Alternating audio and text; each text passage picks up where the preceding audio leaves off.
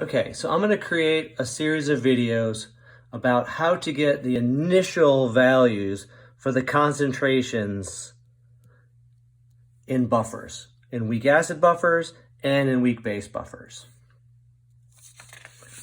So there's four real ways that you might see in AP Chem in situations that you're going to get yourself into when you're creating the buffers. Right? If you remember from a previous videos, potentially, that we took a weak acid and we added the conjugate base pretty directly by using a conjugate base salt, like a sodium salt or a potassium salt, but a group 1 salt, to go ahead and add that conjugate base in directly. When you're looking at questions, there's going to be two ways that might happen. They're going to give you probably the weak acid solution, but you could add in some solid salt. That's one way.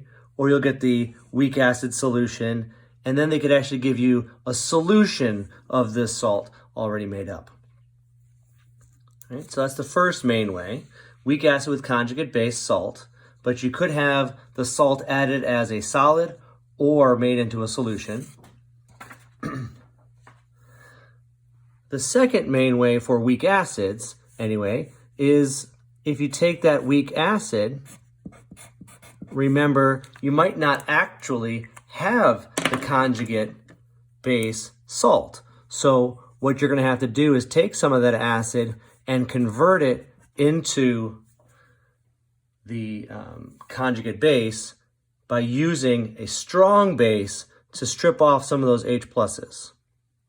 So in that case, you'd be given a weak acid solution and maybe a strong base solution, or you could be given a weak acid solution and a solid of the strong base. So there's two variations on that main method as well.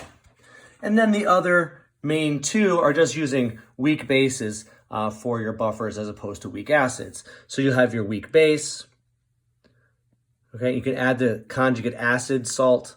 In this case, right, if you're looking at the equilibrium, you're looking for the conjugate acid. And so the conjugate acid salt would be something like a nitrate salt or a chloride salt instead. Right, where the weak acid salts, so the conjugate base salts had chloride, sodiums, potassiums. These salts are nitrates and chlorides typically.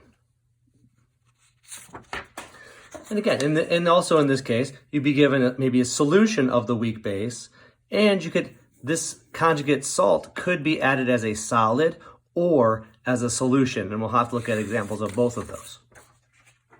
And of course, the fourth method is using the weak base, but then using a strong acid to convert some of that. If you have your weak base, but you don't have any of the conjugate acid that you're looking for, you have to make some. So you're going to probably start with twice as much of the weak base and convert about half of that over using the strong acid. How do you do that? Well, this strong acid gives this weak base some H plus to make the conjugate acid there.